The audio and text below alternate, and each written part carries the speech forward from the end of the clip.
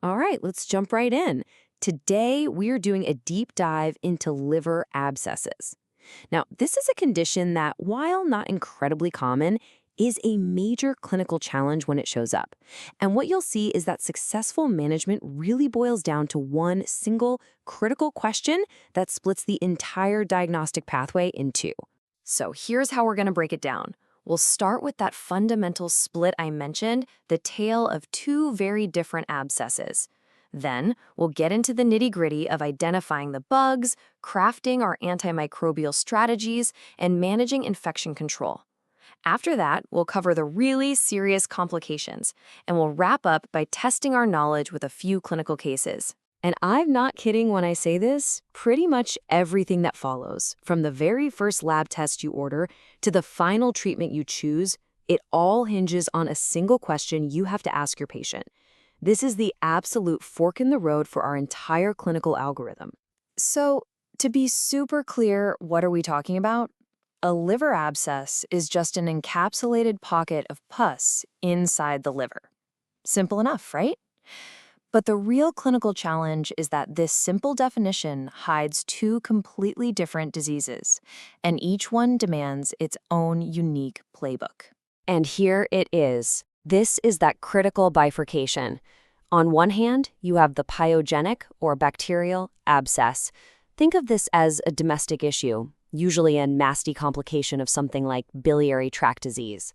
On the other hand, you have the amoebic abscess, which is almost always an imported disease. So that travel history, it isn't just a routine checkbox, it is the master switch that immediately dictates which clinical path you're going down. And this table really just drives that point home. I mean, look at the contrast here.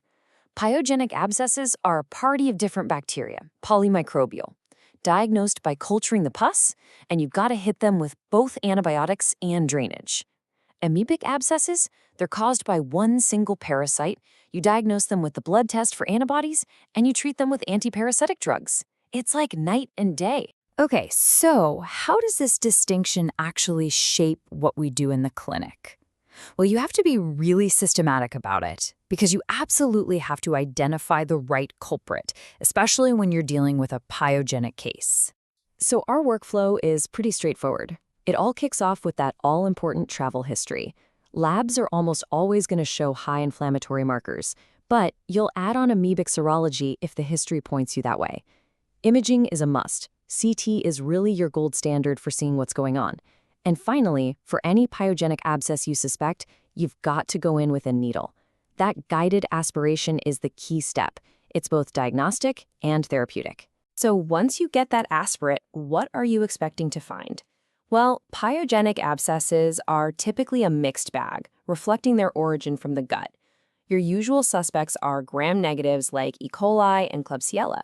The Streptococcus malaria group is also notorious for forming abscesses. And you absolutely cannot forget about anaerobes. If you culture for them properly, you'll find them in up to half of all cases. Now, within that group of pathogens, there's a particularly nasty character that we really have to talk about. Hypervirulent Klebsiella pneumonia, or HVKP. This is not your garden variety Klebsiella. This strain can cause devastating, widespread infections in people who are otherwise perfectly healthy, which completely changes the game for how we think about Klebsiella liver abscesses. And this brings up a crucial point.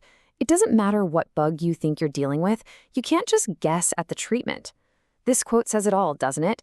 It's a powerful reminder that we absolutely have to do susceptibility testing. It is the only way to know for sure that we're using the right weapon for the fight. Which leads us perfectly into treatment. Managing a liver abscess effectively rests on two pillars: the right antimicrobial drugs and aggressive source control. And for a pyogenic abscess, source control means one thing: drainage. So while you're waiting for those culture results, you have to start with your best guess.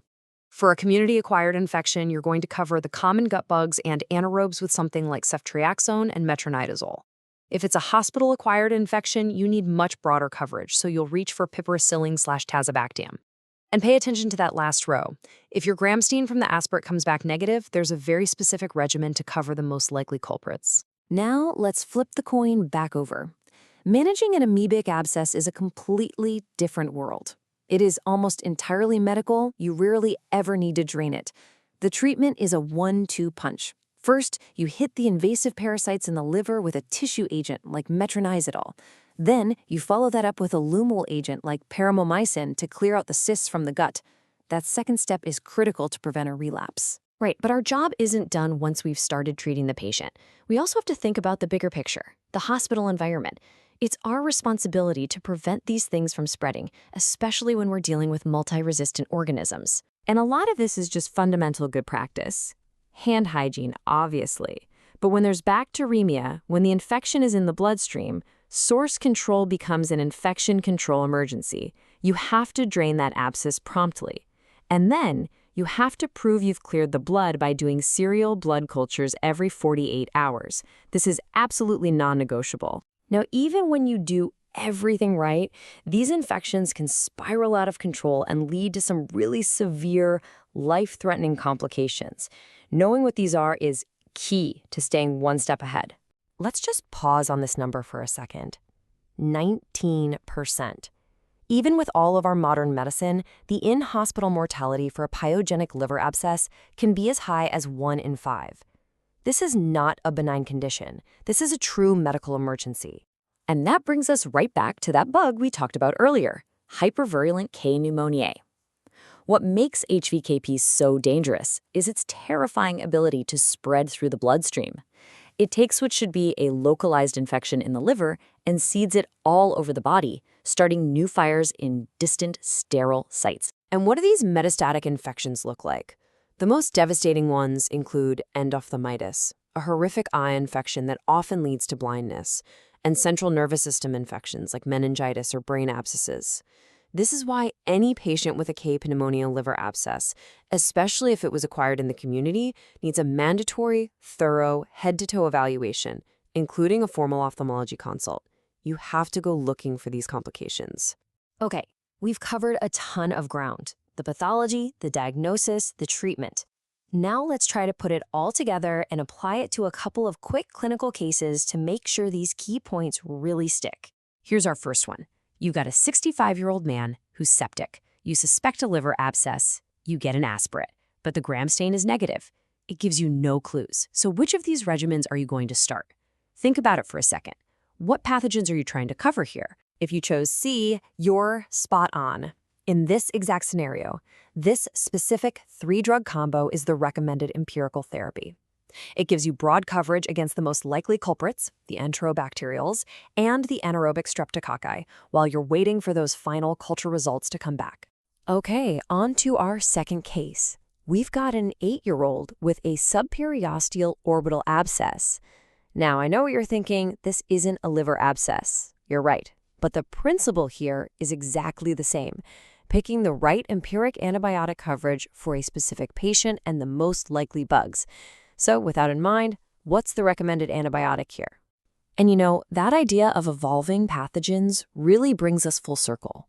That nice, clean line we threw at the start between a domestic bacterial abscess and an imported amoebic one, well, that line is getting blurrier every day.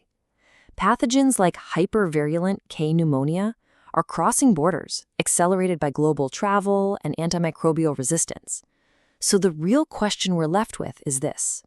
In this new, globalized microbial world, how do we, as clinicians, have to evolve our thinking to meet the challenge?